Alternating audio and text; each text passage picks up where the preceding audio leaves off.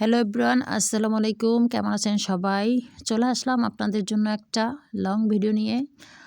খুব সকাল সকাল বেরিয়ে পড়লাম, বরিশাল যাচ্ছি। এখন প্রায় সকাল ৭টা বাজে। সূর্য উঠেছে কিন্তু কুয়াশার কারণে সূর্য মামার চেহারাটা আসলে দেখা যাচ্ছে না। গাছের ফাঁকে ফাঁকে একটু একটু করে উকি-ঝুঁকি মারছে। দেখেন ২ সাইডে গাছ, গাছের সারি এবং এর মাঝখানে রাস্তাটা কিন্তু অসাধারণ একটা দৃশ্য। যদিও আমরা মাহিন্দ্রাতে চড়ে গিয়েছি, যার কারণে ভিউটা সেইভাবে তুলতে পারিনি। যদি বাইকে যাওয়া যেত এবং স্লো মোশনে চালানো হতো তাহলে রাস্তার এই ভিউটা সত্যি অসাধারণ একটা দেখার মতো দৃশ্য হতো। তারপরও সাবধানে ভিডিওটা করেছি, কারণ হাত বাইরে দিয়ে মোবাইল ধরার কারণে অনেক রিস্ক ছিল। কারণ হয়তো অন্য গাড়িতে ধাক্কা লাগতে পারে, আবার দেখা গেছে ছিনতাইকারী মোবাইল টান দিতে পারে। সেই ভয়ে ভয়ে একটু একটু করে করেছি আপনাদের একটু দেখানোর জন্য। জাস্ট নিজের কাছে অনেক ভালো লেগেছে ভিডিওটা করতে পেরে।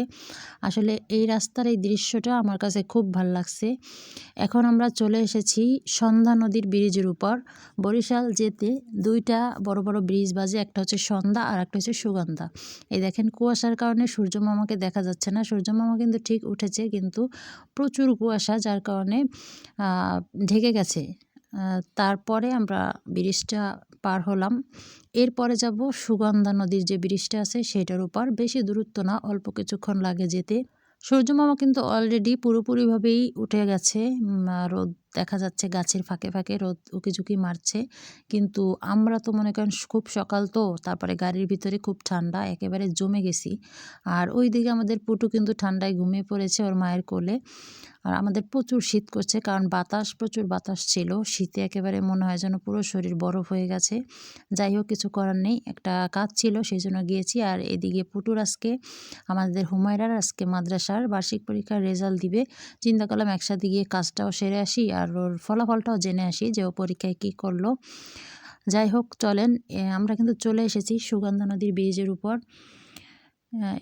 এটার হচ্ছে আমরা এখন উঠতেছি। অনেক উঁচুতে ব্রিজ, দূর থেকে বোঝা যায় না, কিন্তু অনেক উঁচু। দুটো ব্রিজই অনেক উঁচু, কাছে থাকলে বোঝা যাচ্ছে কতটা উঁচু।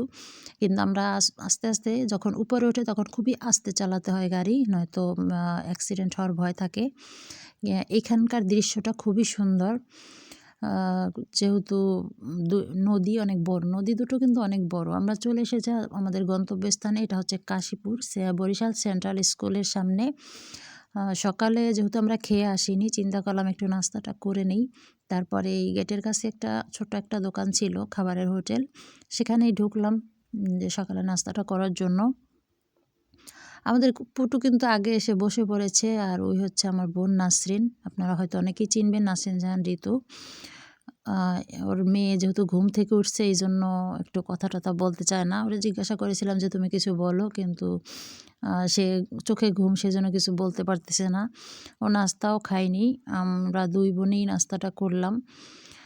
আমরা পরোটা নিয়েছিলাম আর ডাল ভাজি। সকালবেলা খাওয়ার কোনো ইচ্ছা ছিল না, তারপরও চিন্তা করলাম যে অনুষ্ঠান থেকে কখন বের হই তার কোনো ঠিক নেই, তাই খেয়েই নেই। তারপরে দুজনে তাড়াহুড়ো করেই খেয়েছিলাম, কারণ শেষ পর্যন্ত অনেক মুসল্লিরা চলে আসছিল হোটেলটার ভিতরে, বসার কোনো জায়গা ছিল না, তাই আমরা খাবারটা খুব তাড়াহুড়ো করেই আমাদের খেতে হয়েছে। বেশি লেট করিনি। যাই হোক, ভিডিওটা কেমন লাগলো অবশ্যই জানাবেন। আর অবশ্যই ভালো লাগলে লাইক, কমেন্ট, শেয়ার করে দিবেন।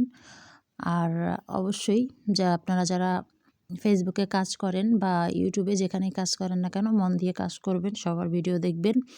আমরা কিন্তু চলে আসলাম হুমায়রার মাদ্রাসায় যে মাঠটা সাজিয়েছে সেখানে। এখানে টিচাররা খুবই ব্যস্ত মাঠ সাজানোর কাজে, কারণ অলরেডি প্রায় ৯টা বেজে গেছে। কারণ অতিথি যারা আছে, গার্জিয়ান, তারপরে অন্যান্য অতিথিরা, তারা কিন্তু আসতে শুরু করেছে। এই যে সবাই দেখেন একজন একজন করে চলে আসছে, তাই টিচাররা খুবই ব্যস্ততায় তাদের সময়টা পার করছে। এই হচ্ছে আমাদের আজকের ভিডিওটা, বেশি একটা লং করব না। আপনারা মন দিয়ে দেখেছেন ধৈর্য ধরে, তার জন্য আপনাদের অসংখ্য ধন্যবাদ। আজকের পরবর্তী যে অনুষ্ঠানটা হয়েছে সেই ভিডিওটা আমি আর করিনি, কারণ আমার মোবাইলেও চার্জ ছিল না, আমার চার্জ দিতে মনে ছিল না, তাই আমি আর পরের ভিডিওগুলো করিনি।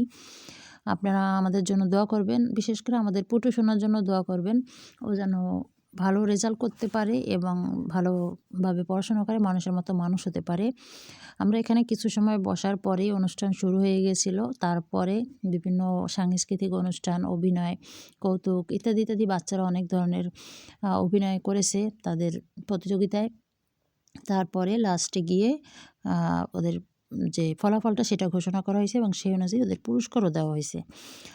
সবাই দোয়া করবেন। আজ এ পর্যন্তই। আল্লাহ হাফেজ।